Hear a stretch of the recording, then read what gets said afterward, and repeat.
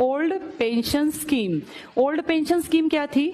जो आदमी सरकारी नौकरी लग जाता था उसको जितनी वो नौकरी करेगा, जैसे 60 तक तो हर कोई नौकरी कर सकता है, 60 के बाद जब वो रिटायर होता था तो इसको पैसे मिलते थे हर महीने पेंशन के नाम पे।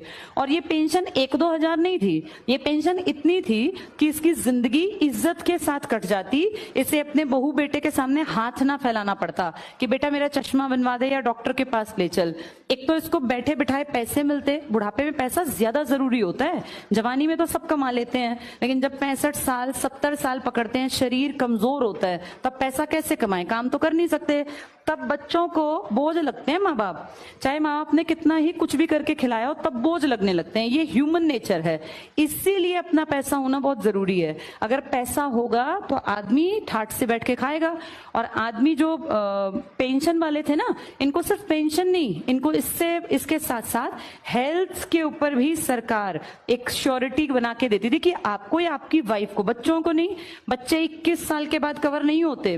किसी का बेटा अगर 22 साल का है तो फिर वो पेंशन वाले लोग जो है ना, ये इसका इलाज नहीं करा सकते, उसके लिए पैसे देने पड़ेंगे। अपना कमा खा, उसके बच्चों को थोड़ी ना सरकार खींचती जाएगी। लेकिन वो जो भी आदमी है और जो उसकी वाइफ है, इन दोनों का सारा मेडिकल का खर्चा सरकार उठाती थी। अगर ध्यान से देखा जाए तो ये बहुत जरूरी और बहुत अच्छी बात थी।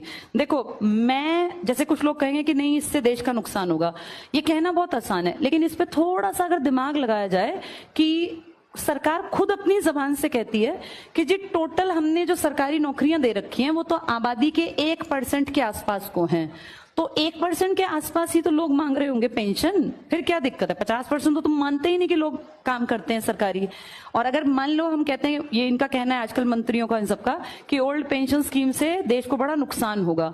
तुम जो इतने खर्चे करते हो फालतू के, इतने गबन करते हो, इससे नुकसान नहीं होता। और अगर नुकसान होता है तो हमारे एमएलएज को, हमारे एमपीज को, हमारे CM, PM, president of India, vice president of India, इन सबको क्यों मिल रही है